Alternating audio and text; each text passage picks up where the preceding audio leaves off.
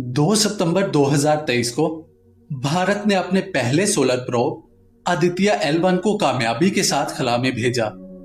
इसरो की जानिब से डिजाइन और डेवलप किए गए आदित्य L1 को हमारी जमीन से 15 लाख किलोमीटर दूर लग्रेंज L1 पॉइंट के गिर्द हेलो ऑर्बिट में भेजा जा रहा है, जहां इसे पहुंचने में तकरीबन 109 जमीनी दिन लगेंगे। लग्रेंज पॉइंट्स पर दो बड़े इत्साम की ग्रेविटेशनल और सेंट्रीफ्यूगल फोर्सेस एक दूसरे पर बैलेंस रखती हैं, जिसकी वजह से ये पॉइंट एक सैटेलाइट को किसी दूसरी सैटेलाइट या आसमानी जिस्म से महफूज और मुकर्रर फासले पर रखने के लिए एक बेहतरीन मुकाम बन जाता है। और ये मुकाम सूरज का मुसलसल और बिला रोक टोक नजारा भी फराहम करता है। आदित्य L1 मिशन का बुनियादी मकसद सूरज के एटमॉस्फेयर, सोलर मैग्नेटिक स्टॉर्म और जमीन के इर्द गिर्द के माहौल पर इनके असरात का मुताला करना है।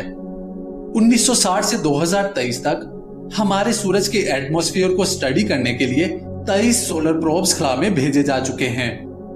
आखिर हमें वक्तन फवक्तन इतने सारे सोलर प्रोब्स को खला में भेजने की क्या जरूरत पेश आ रही है?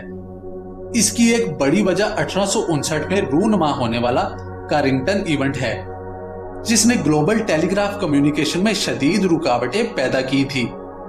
यहां तक कि इनकी लाइनों से खारिज होने वाले मादे ने टेलीग्राफ पेपर्स को आग में भड़का दिया था, जिससे बहुत सारे टेलीग्राफ ऑपरेटर्स चौंक गए थे। नासा के साइंसदानों के मुताबिक ये फ्लेयर पिछले 500 सालों में सबसे बड़ा दस्तावेजी शमसी तूफान था। इसके अलावा 1972, 1989, सन 2000, 2003 और 2006 में आने वाले शमसी तूफानों ने हमारी जमीन के साथ साथ सैटेलाइट्स, टेक्नोलॉजी और खलाई सफर करने वाले एस्ट्रोनॉट्स को भी शदीद मुतासिर किया था।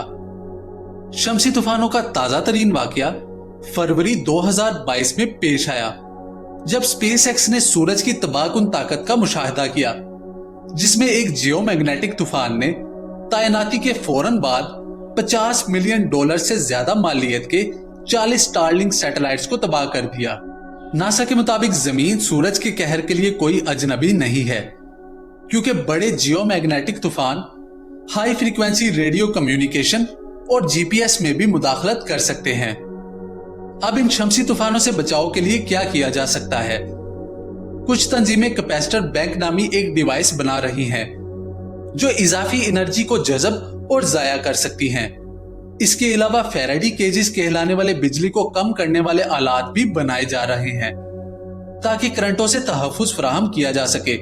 यूएस डिपार्टमेंट ऑफ एनर्जी एक फ्लाई व्हील भी बना रहा है, जो जिस्मानी तौर पर तेज या सुस्त घूमकर ग्रिड से इजाफी एनर्जी निकाल सकते हैं।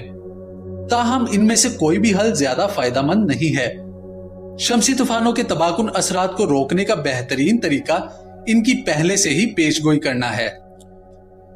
इस मामले में deep space climate observatory solar energy के फटने के वक्त और रफ्तार के बारे में अहम डाटा फराहम करती है, और इसके अलावा इससे भी बेहतर वार्निंग सिस्टम डेवलप किए जा रहे हैं, ताकि प्रॉपर वार्निंग सिस्टम के साथ ओवरलोड के खतरे को कम करने या खत्म करने के लिए पावर सिस्टम को महफूज तरीके से बंद किया जा सके।